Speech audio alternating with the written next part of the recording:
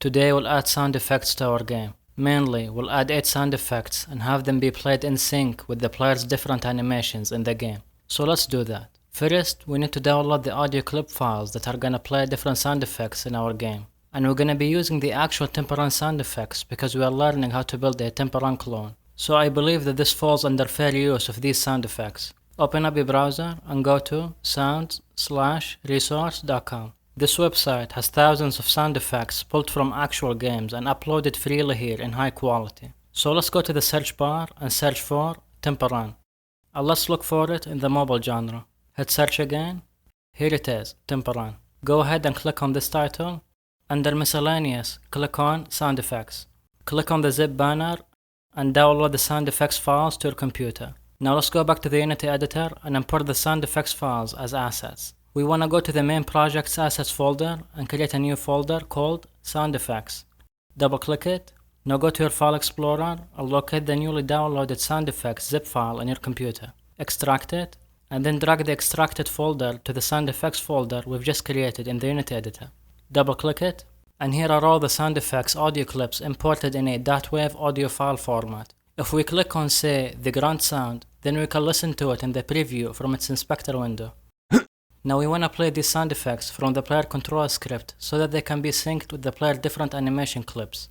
And one way we could do that in Unity is by using the audio source component. So let's click on the player's game object and add an audio source component to it. Then, as usual, we'll go to the player controller script in Visual Studio and get a reference to it using a variable of its type. So let's create an audio source variable that's gonna access the audio source component attached to this game object, which is the player game object, and call it a audio source. And let's go to the start function and set it to an instance of the audio source component that's attached to this game object, which again is the player's game object. Now we can access all the functionality that the audio source component has to offer, like playing audio clips via this variable. Okay, let's create a public audio clip array that's gonna store all the audio clips for the different sound effects that are gonna be played in different instances using the audio source component. And we'll call it sound effects clips. Let's save the changes and go back to the editor. Click on the player game object and let's initialize the size of the public sound effects clips array that we've just created in the player control script to 8 audio clip elements. And now we're ready to place the audio clips for the sound effects that we want to play onto each element of the array. We'll start with the footstep sound effect.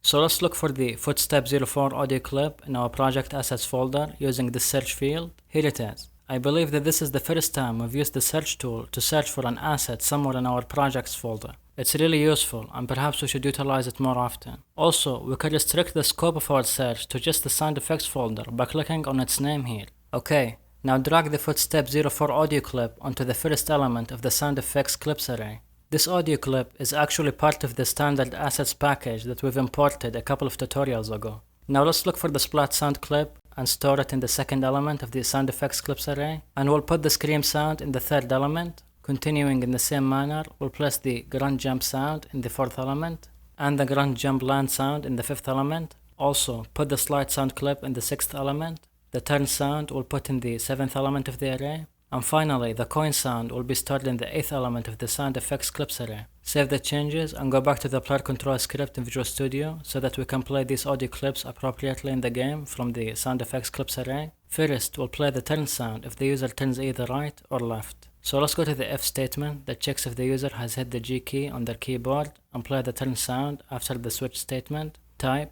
a audio source dot play one shot.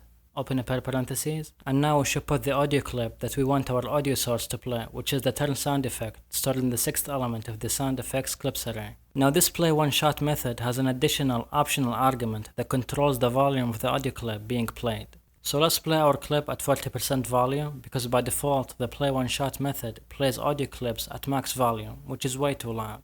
Now let's copy this line and paste it as is right here inside the if statement that checks if the user has pressed the F key on their keyboard. Next, we'll go to the doSliding function and play the slide sound clip just before the sliding animation is triggered. And if you remember, we stored the slide sound effect in element 5 of the sound effects clips array. We'll also play the sound effect at 40% volume. Now let's go to the if statement that checks if the user has pressed the space key and play the grunt jump sound effect just before the jump animation starts, and it's stored in element 3 of the sound effects clips array. We'll also keep the volume at 40%. All of our sound clips are going to be played at 40% volume, and feel free to adjust the volume if you feel like you want it to be louder. Now let's go to this if statement, which is where we check if the player has fallen off a broken bridge segment, and play the scream sound right before the tripping animation. Okay, let's save the changes to our player control script and test our game in the editor. Hit play. And if I jump, then the player jump sound is played. And if I turn either left or right, then the turn sound effect is played, which may not be clearly audible from this screencast. And if I slide, then the slide sound is played. Finally, if the player falls off the segments, then the scream sound effects is played. So our sound effects are in sync with the player's animation. But what about the footsteps sound effect and the running animation? How do we make sure that the footstep sound effect is in sync with the player's step? We can't just play it once from the player control script, it's not gonna work. The same goes for the jump land sound effect. How do we know that the player has completed his jump animation and landed on the ground after he jumped? Well, to overcome this problem, we're gonna use animation events in Unity, which is the best way to ensure that a sound effect is in sync with an animation clip. Let's see how that works in Unity. Exit play mode, locate the running animation in the project's assets folder, click on its animation tab. Oops, pause. It looks like I forgot to tell you to enable this crucial setting for the running animation. This setting is gonna ensure that our running animation plays in a loop seamlessly without skipping any cycle. So please go ahead and enable this setting by ticking it and then hit apply. Resume. Now scroll down and expand the events option. And here we have a timeline. Let's play the animation clip in the preview. And when the player's first footstep touches the ground, we want to stop the preview and create a new event by clicking on this white tag icon here. Let's call this event Footstep Event A. Hit apply. Let's resume the animation in the preview. And when the avatar's second foot touches the ground, we also want to stop the preview and create a second event. Let's call it Footstep Event B. Hit apply.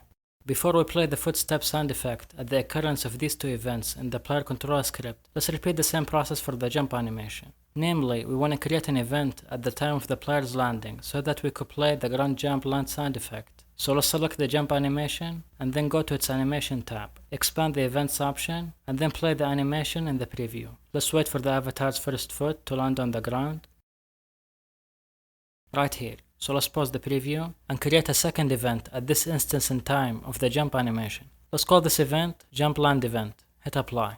Now let's go to the player control script and play the specific audio clips at these animation events. Each animation event has its own function call whose name matches the event's name letter for letter, case sensitive. So let's call the footstep event A function down here and it's of type void. This function is going to be called when the footstep event A event occurs in the running animation. And when this event occurs, we want to play the footstep sound stored in the 0th element of the SoundFX clips array. Now let's do the same thing for the footstep event B event. Finally, when the jump land event occurs, we want to play the ground jump land audio clip, which is stored in element 4 of the SoundFX clips array. Also, it looks like we forgot to play the splat sound effect when the player collides with an obstacle segment. So let's go to the onControl collider hit function and then play the splat sound effect, which is stored in element 1 in the SoundFX clips array inside the if statement that checks if the player has collided with an obstacle segment or not. I hope that I'm not going too fast on you in this tutorial, but really, once you know how to play a specific audio clip, then it's just a matter of playing the appropriate sound effect at different points in the game, like when the player collides with an obstacle segment or when he jumps, etc. Now let's save the changes and see how these sound effects play in our game. Hit play. And the footstep sound effect is in sync with the running animation, albeit the two steps happen a bit too close from one another. So we'll fix that. And then when the player lands from a jump, he grunts, which is nice. So let's exit play mode, and yeah, let's test our splat sound effect when the player collides with an obstacle. Hit play again. And let's just let the player hit this corner. Awesome, our splat sound effect is played when the player hits an obstacle in the game. Now let's go back to the running animation events under its respective animation tab, and then make the occurrence of the footstep event A event happen a little earlier in the running animation timeline. Let's make it happen right about here. And then we want to delay the footstep event B event a bit in the timeline. So let's push it back to right about here, hit apply. I also want to make adjustments to the jump land event in the jump animation because it seems like sometimes the transition between the jump and running animation happens before the jump land event, which causes the jump land sound effect to not be played at times. So let's go to the events option of the jump animation and let's make the jump land event happen around this time of the jump animation. Hit apply. And there is one last optimization that we could make to the footstep sound effect, which is to increase the speed of the running animation. So let's go to the animator window and then click on the running animation state. Then from its inspector window, increase its speed by 10%, so make this value 1.1. Save the changes and hit play. The footstep sound has a much better rhythm now, and if I keep jumping, then the long grunt sound effect will always be played. With that comes the end of this tutorial. We've now fully developed and programmed the game mechanics of a game like Temple Run. In the tutorials that are yet to come, we'll be adding additional features to our game, like implementing a reward system, creating a main menu, and programming gestures detection for mobile phones. Thank you, and I'll see you in the next tutorial.